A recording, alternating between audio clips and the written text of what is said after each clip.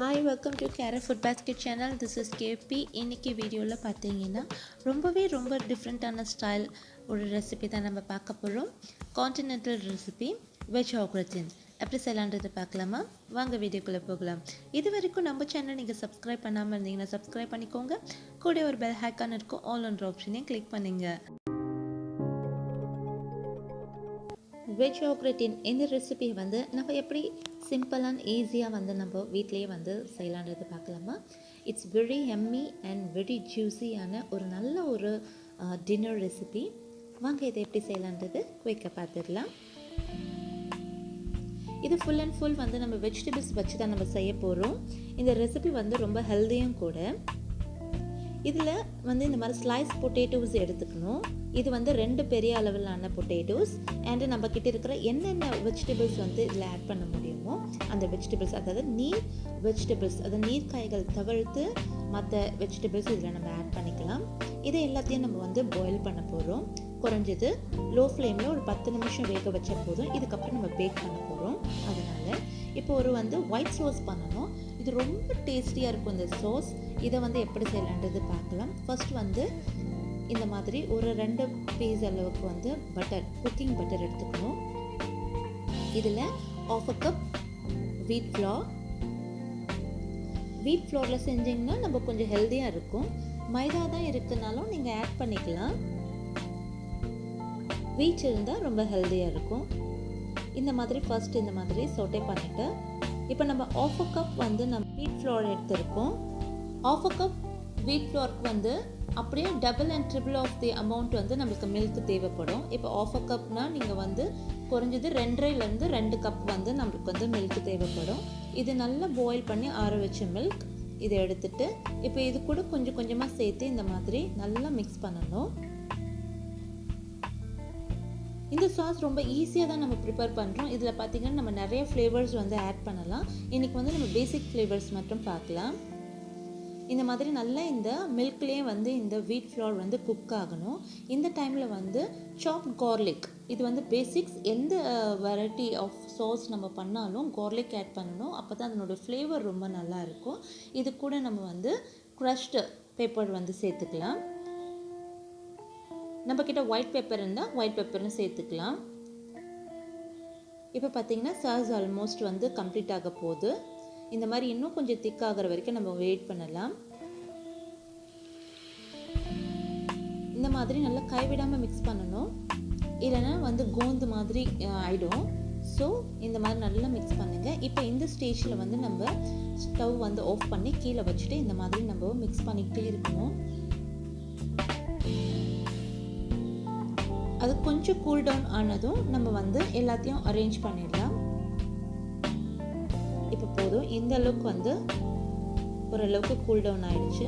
நம்ம சூடோடு அப்படியே வைக்கக்கூடாது, ரொம்ப டைட்டன் ஆகிடும்.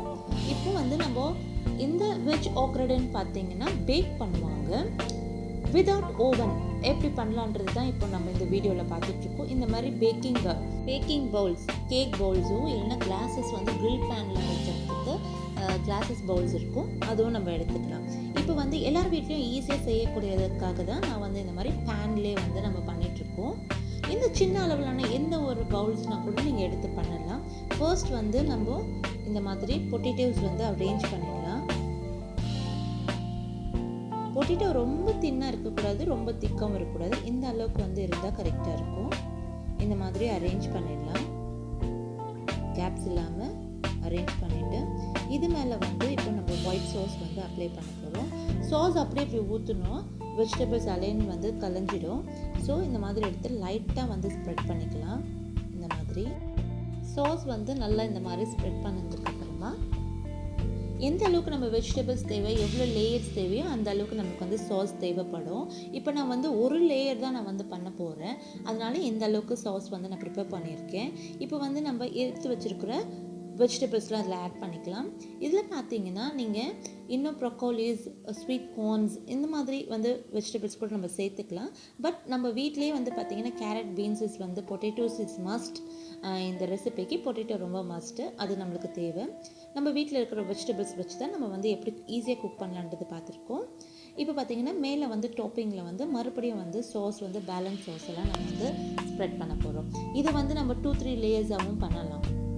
இந்த வெஜ் வாக்ரடன்ஸ் பார்த்தீங்கன்னா இன்னும் ஒரு கைண்ட் ஆஃப் ரெசிபியாகவும் இருக்குது. அது நம்ம அப்கமிங் வீடியோவில் பார்க்கலாம். அது இன்னும் ஈஸியாக இருக்கும்.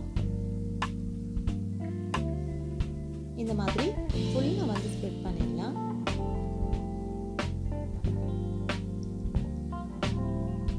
ஃப்ரெண்ட்ஸ், கண்டிப்பாக இந்த ரெசிபி நீங்கள் ட்ரை பண்ணுங்கள். இட்ஸ் ரியலி ஹாசம் அண்ட் ரொம்ப ஜூஸி அண்ட் டேஸ்டியாக இருக்கும். இந்த ஒயிட் சாஸ் பார்த்தீங்கன்னா அவ்வளோ ஒரு டேஸ்ட்டு.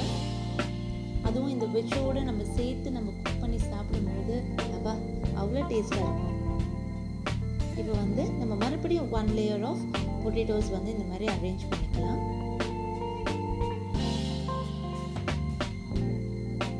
இது எல்லாத்தையும் இந்த மாதிரி ஒன்று மேலே ஒன்று இந்த மாதிரி சேர்த்து வச்சு அரேஞ்ச் பண்ணிக்கலாம்.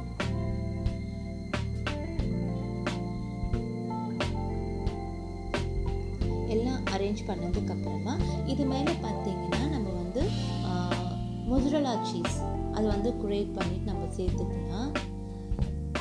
இல்லைன்னா இந்த மாதிரி வந்து ஷீட்ஸும் நம்மளுக்கு கிடைக்கிது. இந்த ஷீட்ஸ் எல்லாம் எடுத்து நம்ம மேலே எவ்வளோ தேவையோ நம்ம அரேஞ்ச் பண்ணிக்கலாம். ஆனால் இந்த ரெசிபிக்கு வந்து பார்த்தீங்கன்னா கண்டிப்பாக வந்து சீஸ் இஸ் மஸ்ட்.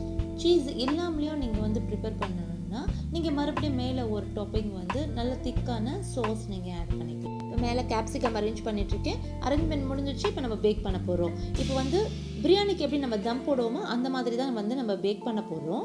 இப்போ பார்த்தீங்கன்னா இந்த லிட் கவர் பண்ணிவிட்டு இந்த ஹோல்ஸ் கவர் பண்ணிடணும். கீழே லோ ஃப்ளேமில் குக் ஆகும்போது மேலே வந்து தவா வச்சுட்டு சார்கோல் பீசஸ் இல்லைன்னா கோகனட் ஷெல் நல்லா பர்ன் பண்ணிவிட்டு அந்த ஹீட் மேலே கொடுக்கணும். ஏன்னா மேலேயும் கீழேயும் வந்து சேம் ஈக்குவலாக வந்து நம்மளுக்கு வந்து ஹீட் கிடச்சாதான் மேலேயும் கீழேயும் ஈக்குவலாக வரும். இப்போ பார்த்தீங்கன்னா எவ்வளோ சூப்பராக வந்து நல்லா பேக் ஆகிடுச்சு. இந்த ரெசிபி வந்து ஓவன் இல்லாமல் ஈஸியாக வந்து எப்படி பேனில் இதுவே நீங்கள் தவாலையும் பண்ணலாம். இதே மெத்தட் தான். இந்த மாதிரி நம்ம வந்து ஒரு லாங் வந்து ஸ்டீல் ஸ்பேச்சுலா வச்சு இந்த மாதிரி கட் பண்ணி நம்ம வந்து பிளேட்டுக்கு சர்வ் பண்ண வேண்டியதுதான்.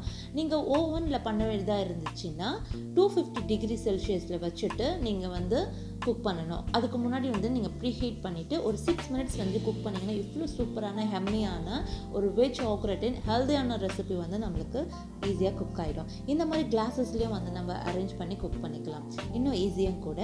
இந்த ரெசிபியை தான் வந்து நம்ம அஸ்வின் பார்த்தீங்கன்னா குக் வித் குமாலியில் குக் பண்ணி வந்து வின் பண்ணியிருப்பாங்க. ஓகே வியூவர்ஸ், வீடியோ உங்களுக்கு பிடிச்சிருந்தா லைக் பண்ணுங்கள், ஷேர் பண்ணுங்கள். கேரு ஃபுட் பாஸ்கெட் சேனலுக்கு சப்ஸ்கிரைப் பண்ண மறந்துடாதீங்க. நெக்ஸ்ட் வீடியோ மீட் பண்ணுறேன். பாய்.